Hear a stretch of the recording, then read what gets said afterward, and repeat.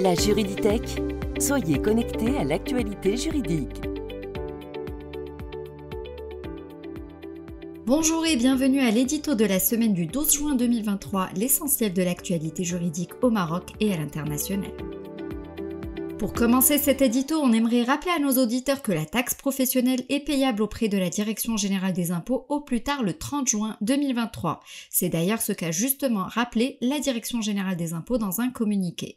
Ainsi, le paiement électronique de la taxe professionnelle peut être effectué directement à travers le lien dédié sur la page d'accueil du portail de la DGI, www.taxe.gov.ma/paiement de la taxe professionnelle. Il peut également se faire auprès des banques et des établissements de paiement agréés ou à travers l'application mobile Daribati. Le recouvrement par la Direction générale des impôts de la taxe professionnelle est rendu possible par l'arrêté de la ministre de l'Économie et des Finances numéro 8323 du 10 janvier 2023. Une autre grande nouveauté cette semaine, pas au Maroc, en France, mais on espère bientôt au Maroc, c'est que l'activité des influenceurs vient d'être régulée en France. Et oui, pour encadrer l'influence commerciale et lutter contre les dérives des influenceurs sur les réseaux sociaux, la loi numéro 2023-451 du 9 juin 2023 vient d'être publiée au journal officiel de la République française du 10 juin 2023.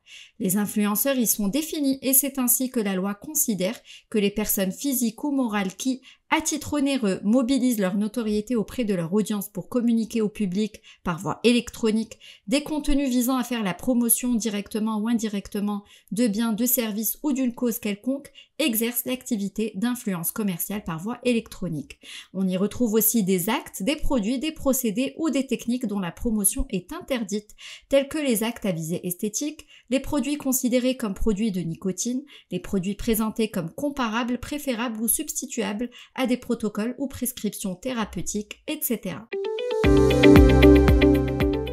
Retour sur l'actualité juridique au Maroc avec la publication par la Cour des comptes le 8 juin 2023 des rapports relatifs aux différents scrutins.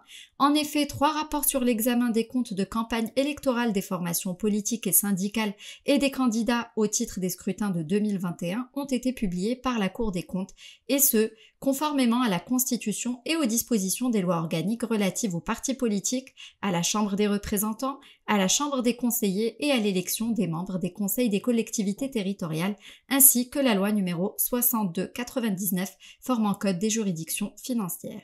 Le premier rapport est relatif au scrutin du 8 septembre pour l'élection des membres de la Chambre des représentants et le deuxième se rapporte au scrutin du 5 octobre pour l'élection des membres de la Chambre des conseillers. Le troisième, quant à lui, est relatif au scrutin du 8 et 21 septembre pour l'élection des membres des conseils des collectivités territoriales.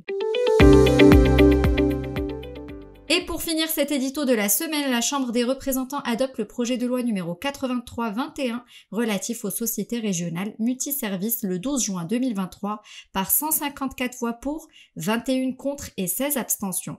À titre de rappel, à travers le projet de loi numéro 8321, le législateur annonce la création, au niveau de chaque région, des sociétés régionales multiservices sous forme de sociétés anonymes régies par la loi numéro 1795, telle qu'elle a été modifiée et complétée. En plus de l'État, les entreprises et établissements publics, les collectivités territoriales et leurs groupements et les établissements de coopération intercommunale, dans la limite de leur périmètre territorial, peuvent participer au capital social d'une société régionale multiservice.